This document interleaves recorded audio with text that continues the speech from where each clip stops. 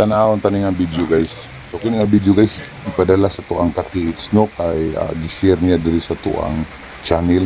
Sa tanaw guys full bahinam kay ni guys. Naa sila sa sulod sa langob.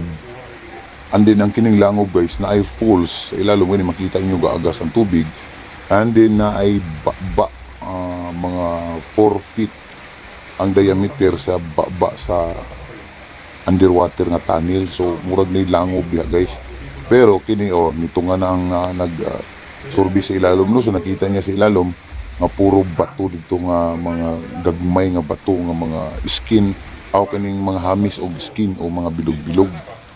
So delikado kay na siya guys no, nga naa siya sa ilalom sa langob plus napagid sa ilalom sa tubig.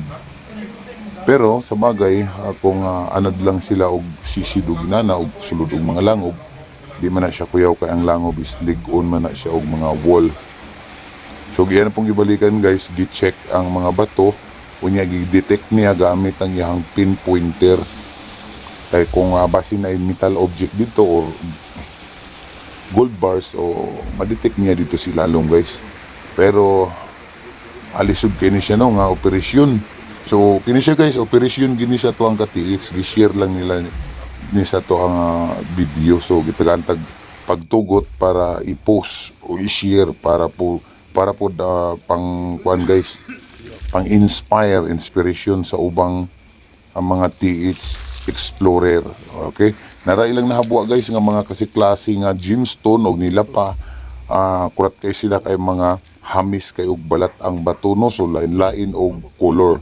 Pero kana siya guys dili gina siya katingalahan kay kana nga mga bato normal lang na siya nga na blue, gray, abuhon, puti, green og pula-pula. So muna siya ang klase-klase nga mga mineral stone, mga natural lang na sila guys nga mga bato nga nakuha sa ilalom. Unya na hamis lang na iyang kutis o uban ni bilog ni lingin tungod sa kining bulog sa tubig.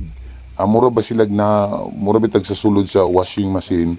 So muna nga murag kinis kay ang ilahang balat ana nga mga bato. So kaingon sila og mga gemstone na. Pero normal lang na siya guys kay mao lagi dito na sila sa bulog sa tubig. So sama ni guys na ako'y sample ani guys. Kani siya nakuha sa daplin sa dagat. So mobilog gid siya sa sigig balod, sige siya kagud-kagud sa ubang bato, so malingin gid siya guys. Okay, di na ko kutob guys ug naabot mo yung video, paki-share sa kuha guys ug atong i-share.